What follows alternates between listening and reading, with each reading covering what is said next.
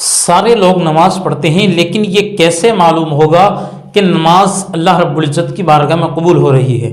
یہ علم صرف اللہ رب العزت کے پاس میں ہے، اور اللہ رب العزت کے علاوہ کسی کو بھی یہ علم نہیں ہے کہ ہماری دعا قبول ہو رہی ہے یا نہیں ہو رہی ہے، ہماری نماز قبول ہو رہی ہے یا نہیں ہو رہی ہے۔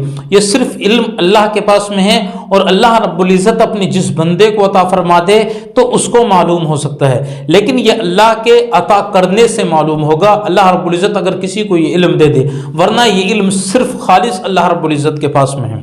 اچھا، اس کی کچھ نشانیاں جو علماء اکرام ہیں، محدثین اکرام، مفسرین اکرام، اس کی کچھ نشانیاں بیان فرمائی ہیں کہ اگر کسی بھی کام کو اگر اس خلوص کے ساتھ میں، ان 6 چیزوں کے ساتھ میں اگر کیا جائے گا تو پھر انسان یہ اندازہ لگا سکتا ہے کہ اللہ رب العزت کی بارگاہ کے اندر اس کی نمازیں، اس کی عبادتیں قبول ہو رہی ہیں۔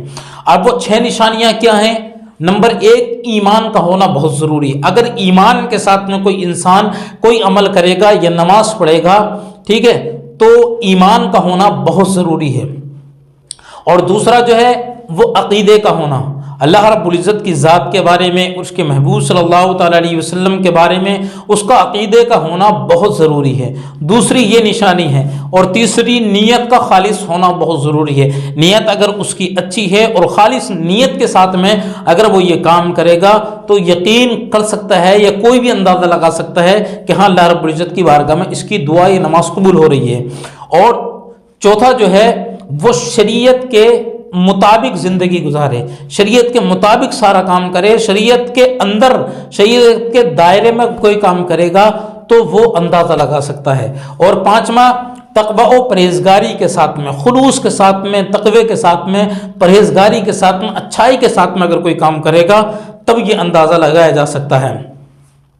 اور ایک اور سب سے اہم اور سب سے ضروری جو ہے، اگر اس کے اندر یہ چیز پائی جائے گی کہ ایک نماز پڑھنے کے بعد میں دوسرے نماز کا اگر وہ انتظار کرتا ہے، جیسے ظہر پڑھ لی، عصر تک وہ انتظار کر رہا ہے، اس کی لگن اسی چیز میں ہے، تب اندازہ لگایا جا سکتا ہے کہ ہاں اس کی عبادتیں اللہ رب العزت کی بارگاہ میں قبول ہو رہی ہیں۔ تو یہ 6 نشانیاں ہیں کہ اللہ رب العزت کی بارگاہ کے اندر قبول ہونے کے لیے کہ نماز اور دعائیں ہماری قبول ہو رہی ہیں۔ تو یہ 6 نشانیاں محدثین اکرام نے بیان فرمائی ہیں۔